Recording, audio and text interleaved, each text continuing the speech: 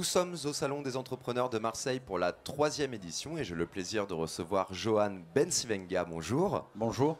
Vous êtes le président de l'Union pour les entreprises des Bouches-du-Rhône. Est-ce que vous pouvez me parler un petit peu de la particularité de l'écosystème entrepreneurial ici dans la région ? Alors écoutez, effectivement, nous sommes une région très dynamique et un département, puisque moi je suis le président de l'UPE 13, l'Union patronale des Bouches-du-Rhône. Département. On est un département très dynamique, avec une particularité faite que nous n'avons pas vraiment de spécialité et nous sommes en capacité de travailler dans tous les domaines de toute l'économie, le tourisme, l'aéronautique, les services, l'industrie pétrochimique, l'industrie lourde, la microélectronique. Bref, on n'a pas une connotation particulière et c'est une de nos forces, c'est que justement nous pouvons embrasser la totalité de la filière économique avec une typicité peut-être un tissu fait essentiellement de PME et de TPE. En quoi c'est un territoire qui est aussi porteur pour les entrepreneurs ? C'est un territoire qui a une culture de l'innovation, une culture on va dire de l'engagement qui est au-delà de la moyenne nationale.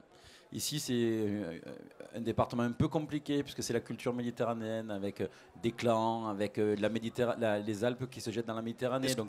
Si je peux me permettre, est-ce que c'est un frein à faire arriver de nouvelles entreprises ? Et comment vous les convainquez, ces entreprises qui veulent se lancer ? C'est pas un frein justement parce que cette culture et cette géographie a fait que les entrepreneurs ont été obligés d'être innovants.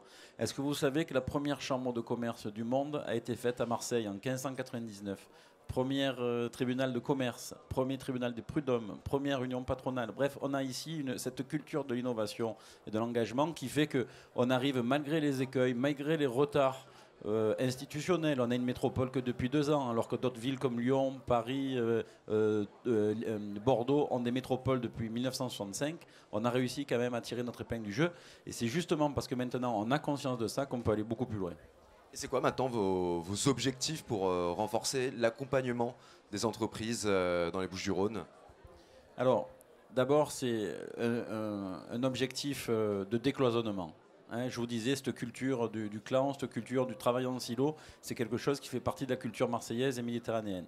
Il faut qu'on casse ça. On a commencé grandement à le faire. Et ne serait-ce que de pouvoir travailler de manière collective et travailler de manière décloisonnée fait un gap d'énergie incroyable. Et donc, notre travail premier, c'est de faire en sorte que tout le monde se parle, monde politique, monde économique, monde académique, et dans chacun de ces mondes, qu'on casse toutes les frontières qui existent entre les uns et les autres. Le monde social aussi, c'est quoi votre action dans les quartiers, par exemple ?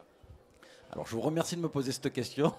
Donc, effectivement, on dépasse le rôle de l'entrepreneur. C'est même pas qu'on dépasse, c'est que maintenant, l'entrepreneur a conscience de son rôle social. Pas qu'il n'avait pas conscience avant, mais aujourd'hui, c'est concrétisé par des actions. Et l'UPE 13 lance une manifestation en janvier qui s'appelle The Choice, basée sur l'émission que vous connaissez d'animation The Voice. Et on ne va pas aller chercher des talents qui chantent bien, on va aller chercher des entrepreneurs. On va aller dans les cités difficiles de Marseille et de tout le département, de toute la métropole, chercher une centaine de jeunes pour les aider à monter leur projet, que leur projet devienne une entreprise et que cette entreprise soit pérenne. Est-ce que l'entrepreneuriat manquerait pas un petit peu de diversité, de mixité sociale ? Non, je ne pense pas. Ce qu'on peut dire, c'est qu'il y a un certain atavisme. C'est-à-dire que c'est vrai que quand on est fils de médecin, on a plutôt tendance à être médecin. Quand on est fils d'entrepreneur, on a plutôt tendance à être entrepreneur. Et quand on est dans une cité, qu'on est fils d'ouvrier ou fils de personnes qui sont au chômage, c'est plus compliqué pour être entrepreneur. Mais nous, on va montrer que même si tu es un peu un atavisme, en fait, il y a beaucoup d'énergie positive et qu'il faut simplement qu'on aille leur donner les codes, les réseaux pour faire en sorte que ces jeunes-là deviennent des entrepreneurs. D'accord, je vous remercie. Merci beaucoup, Johan Bensivenga, président de l'UPE 13. Merci à vous.